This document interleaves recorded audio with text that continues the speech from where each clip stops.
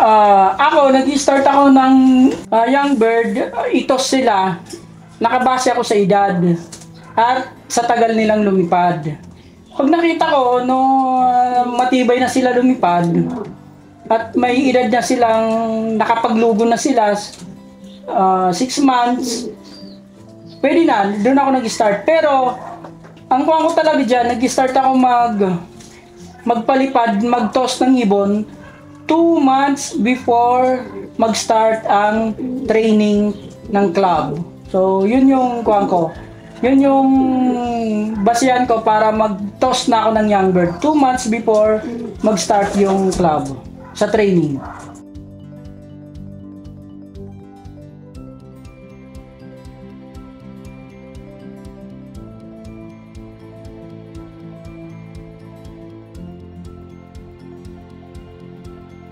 Pagdating naman sa karera, sa race na, talagang derby na,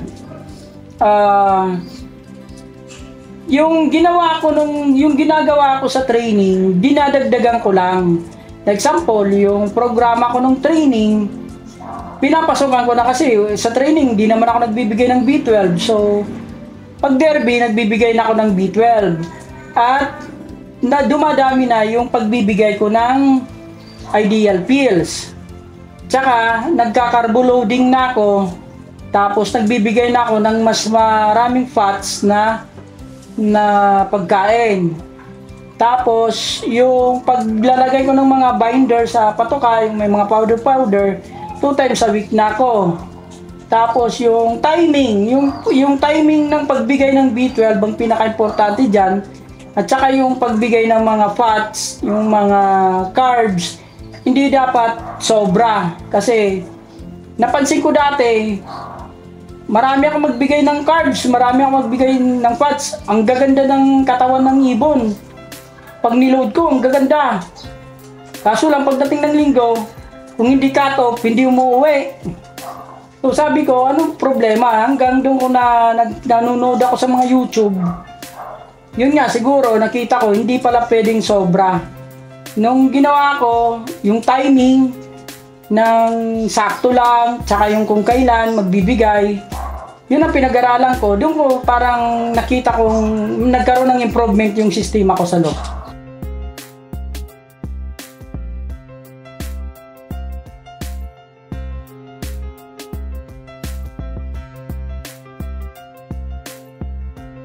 Pagdating naman sa recovery, importante pagdating ng ibon, kailangan may electrolytes sa tubig.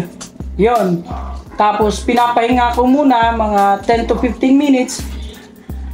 Binibigyan ko na sila ng pagkain na sneaky mix. Pag nakapahinga na sila, kakain. Tapos 1 to 2 hours, minsan 1 oras, doon nagpapatak ako ng amino acid, 1 patak lang. Yun lang. Pinapabayaan ko na ang ibon kung mag-recover sila. Kasi hindi ko muna sila hinahawakan, hindi ko sila ginagalaw 2 araw, linggo at saka lunes. Hindi ko sila hinahawakan. So, yung ideal pills, hindi ako nagbibigay sa pagdating. Binibigay ko yon mga 3 days before, 3 days sunod-sunod bago magkarga. Kasi ayaw kong humawak ng ibon, lalo na pagdating ng karera. So, sa tubig, sa kain, electrolytes, amino, yun lang, yung protein, pinapakain ko sila ng matataas sa protina. So, yun lang yung recovery ko.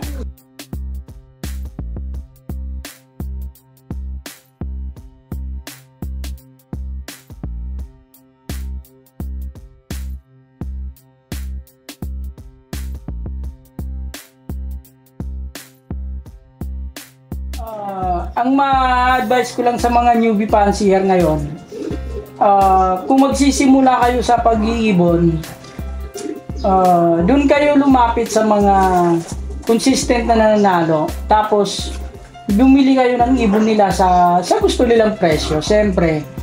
At saka, pag-aaralan nyo mabuti yung pag-iibon. Marami naman dyan sa YouTube.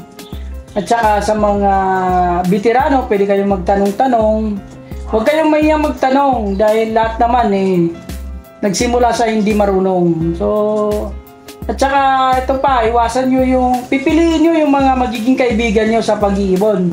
Yung hindi masyadong ma-showbiz. Kasi yung karera talaga, showbiz talaga masyado. So, yung mga pipiliin mo, dapat kailangan yung magiging kaibigan mo dyan. Para hindi ka rin mahawa sa showbiz. Tapos, kailangan may oras kayo. Ang pagkakarera para sa mga newbie, huwag kayong magkarera muna kung hindi nyo pa kayang bigyan ng sapat na oras ang pagkakarera. Dahil ang pinakasusi ay bloodline, syempre pera para mabili yung gusto kailangan ng mga ibon, at saka oras. Yun talaga. Pag may kulang doon, medyo mahirap. Yun lang ang ma-advise ko sa mga newbie. Shoutout nga pala kay Gary Lagumbay, Daryl Yamera, at sa lahat ng fancier ng Dasmariñas, Cavite. Shoutout sa lahat ng fancier sa Leyte, sa Cavite. Shoutout sa inyong lahat. Shoutout kay Roderick Bergonia, ungol ng Dasma. Shoutout sa lahat ng club, kay Madam Cristina, presidente ng CSWRPC, at saka sa BBC. Shoutout. Sana lahat ng club ay magtagumpay sa karera. Thank you nga pala kay Advance Habeas Loop, kay Sir Jaime Lim. Maraming salamat sa inyong imbitasyon.